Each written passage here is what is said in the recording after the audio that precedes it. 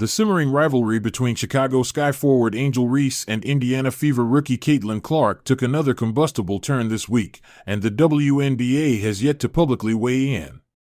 After a hard foul by Clark on Reese during their recent matchup, Reese shared a now-deleted TikTok video dubbing Clark a white gill running from the fade, a phrase that many interpreted as encouraging physical retaliation.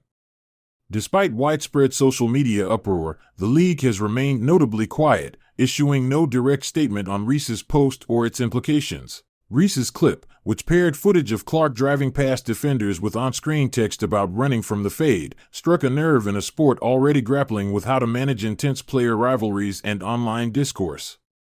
Critics accused Reese of stoking racial tensions, pointing out that invoking Clark's race alongside a call to fade, i.e., knock down, an opponent veered dangerously close to condoning violence.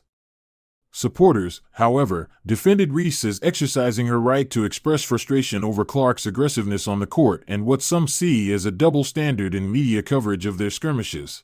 The WNBA's code of conduct encourages athletes to uphold a standard of professionalism both on and off the court.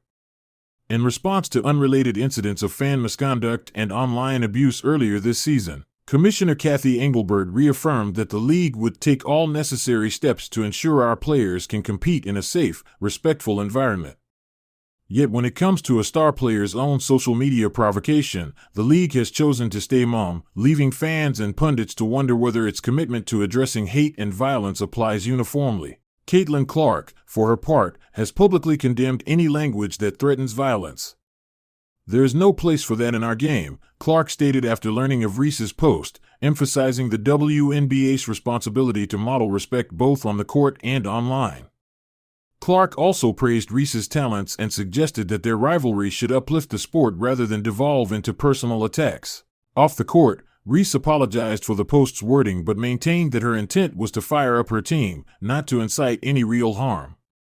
Teammates and coaches on both sides have downplayed the incident as a heated reaction, pointing to the high stakes and emotions inherent in professional competition. Still, the league's reticence raises broader questions. How should the WNBA navigate situations where its own players blur the lines between competitive trash talk and potentially harmful rhetoric? And at what point does a league's silence become complicity?